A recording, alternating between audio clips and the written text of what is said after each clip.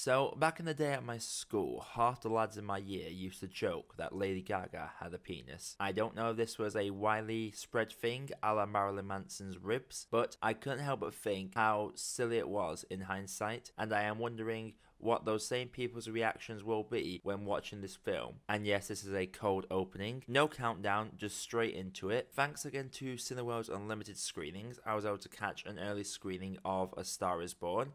This film is directed by Bradley Cooper, who also stars in this, sharing top billing with Lady Gaga, and also features Sam Elliott and Anthony Ramos.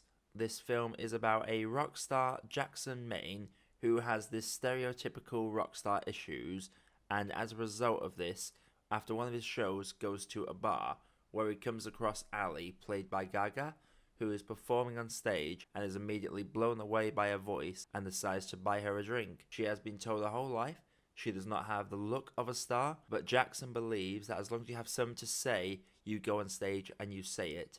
They become an item, and the film follows their journey, including both highs and lows, and I'm just gonna say it, everyone needs to see this movie. This is probably one of the best told stories I have seen in a very long time, and in my podcast, where you can click on in the card on the top right there, I briefly touched on this film on my hype list, expecting it to be a very good film, and for it to exceed those expectations, I knew this was something special. In terms of specific things I liked, excluding performances, right off the bat, I have to give major props to the soundtrack.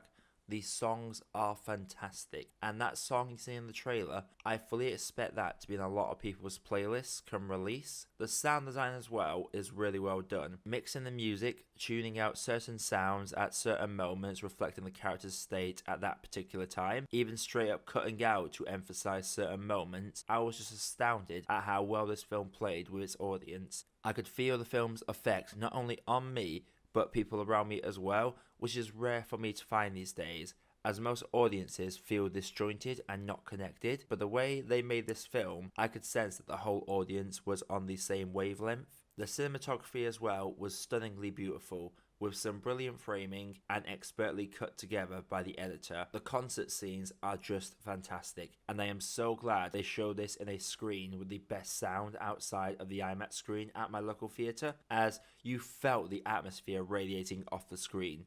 I've not been to a concert since March, and all I wanted to do after viewing these scenes was to buy a ticket to as many gigs as possible, as this perfectly captured the feeling of a live concert. The structure of the film was really well played as well, and takes you on a roller coaster of emotions which I was not expecting. I honestly thought this was going to be a great soundtrack, making up for a lackluster story, but boy was I wrong. Also the love story, perfect.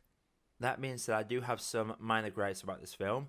For one, it does fall victim to a few cliches, and there are stages where I can tell what's going to happen next. If you've seen enough movies with this sort of story, you will predict a few of the beats that come up. Also, around the middle, the pace does slow down quite a bit and kind of meanders for a while. It shows a natural progress, which would be traditionally shown in a montage in many other films, and the fact that they stretch it out does make you feel the running time a little bit towards the end. But in a 2.25 hour film, I would say that period is only about 20 minutes. So as a whole, it has got good pacing, this film. Also, there's an encore scene, and if anyone's been to any concert, you know that encore is usually a triumphant, blood-pumping track, especially at a rock concert. And the encore in this is a very slow song that has never been heard by the audience in context before, and in real life, that would seem very strange to a crowd. But I digress. Now, performances. This is easily the best performed film I have seen since Three Billboards. Obviously, a good chunk of the audience will be going for Lady Gaga, and she is amazing in this role. It almost felt like a meta performance by her, as she is an outspoken fan of rock music, but is now a pop star. And once you've seen this film, you will get what I mean by that. But for those of you who have always wondered what she'll be like in a rock setting, you get that. And just seeing her not only be a rare pop star that fits perfectly into an acting setting, but it's just seeing her in a whole new light, and she is unbelievably good in this. But Bradley Cooper, who I have always thought is an underrated actor, steals the damn show.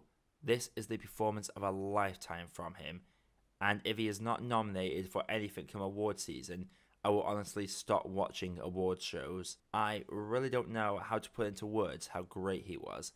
I guess my best comparison would be Jeremy Renner in Wind River. My response to seeing him in that film was that he was wasted on Marvel and he had a bright future ahead. And it's very much the same with Cooper in this film. I fully expect that we'll be seeing him in more headline roles because the character he plays is very hard to do. The majority of my emotional responses were down to his performance. In terms of supporting, Sam Elliott plays Jackson's older brother, and he is a joy every time he comes on screen. The chemistry between him and Cooper is fantastic. Whenever these two are shown on the screen, I am hooked on every bit of dialogue exchanged between the two. As for Anthony Ramos, you. Nah, only kidding. This guy is fantastic.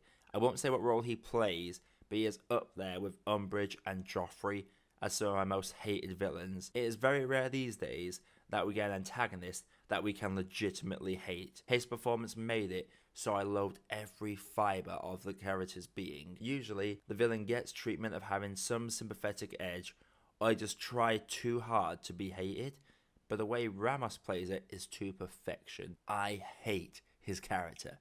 To get legitimate hate, being a fictional character in this day and age is like gold dust.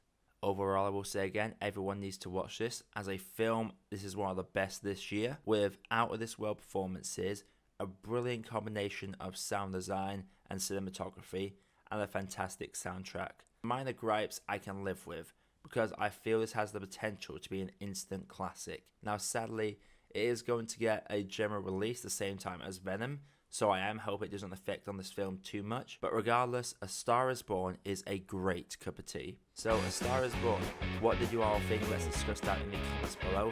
Links to my social media are also in the description below, so follow those for more updates and hit the round subscribe button for more reviews coming all the time. This is that Spikehead Podcast signing off.